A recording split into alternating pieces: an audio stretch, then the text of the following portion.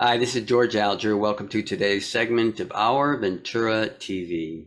Today we're going to be speaking about the nonprofit United Parents. And joining us is the Executive Director, Melissa Hanna.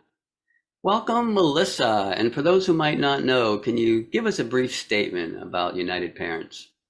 Hi, George. Thank you for having me. Hi, everyone. United Parents is I don't want to say nonprofit because I don't want to focus on the profit or nonprofit of our organization because we're so much more than that. So we are a community-based organization. But for tax reasons, and if you would like to donate, we are a nonprofit. And I'm just going to share our mission, and that will give you an overview of pretty much everything that we do, because all of our services, um, everything that we provide the community is all geared around or focused around our mission, which is to support and empower or co-empower really parents and caregivers who are raising children with mental health needs. Very good. Now, for those who are particularly interested, we've done some shows in the past on United Parents so they can find out more there.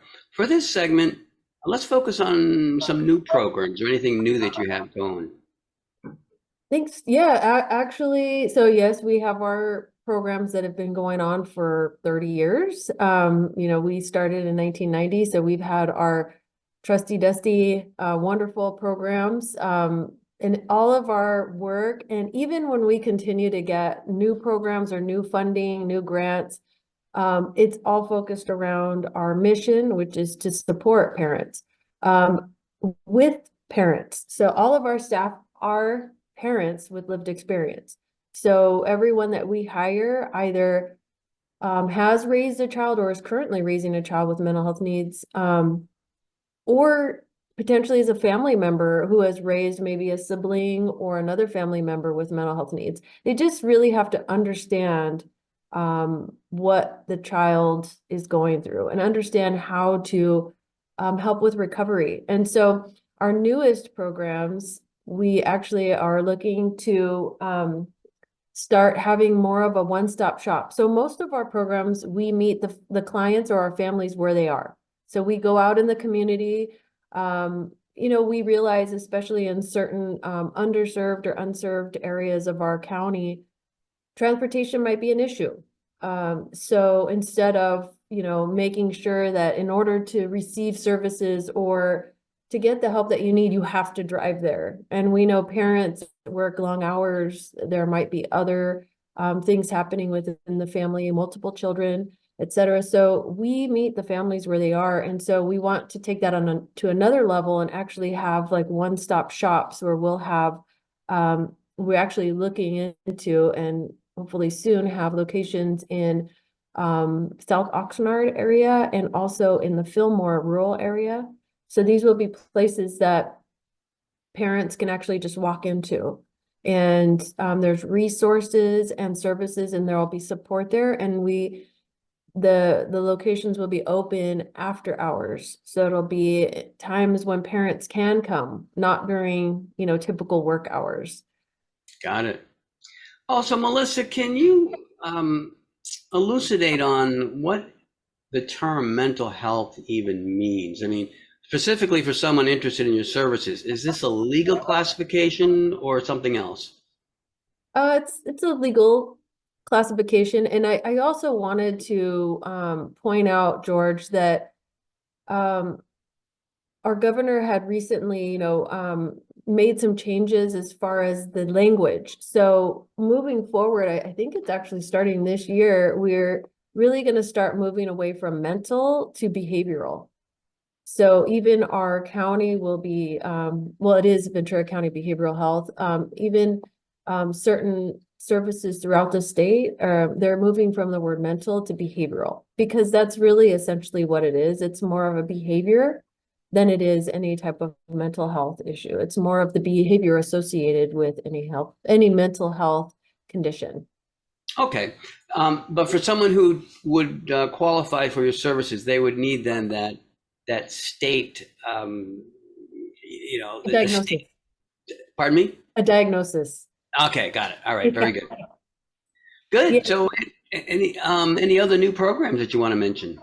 Yeah, and, so we also have state funding where we've had this program for a while. I didn't really spotlight it or discuss it as much, but it's a program we've had and we continue to have where we actually do this great work throughout other counties in our state.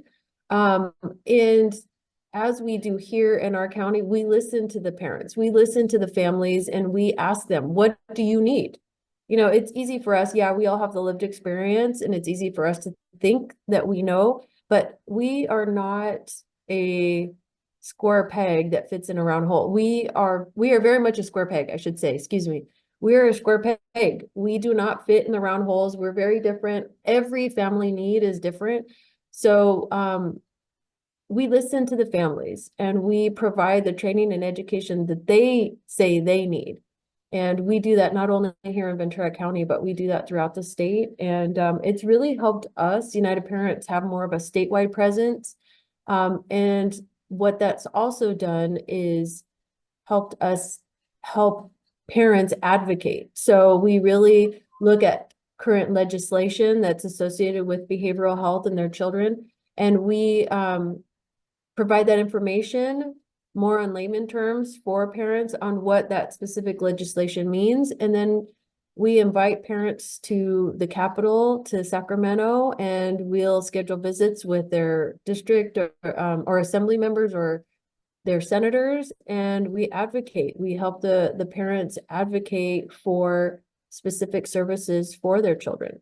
And it's very rewarding. It's very rewarding. Very good. Speak to the volunteers that help you. So we need volunteers.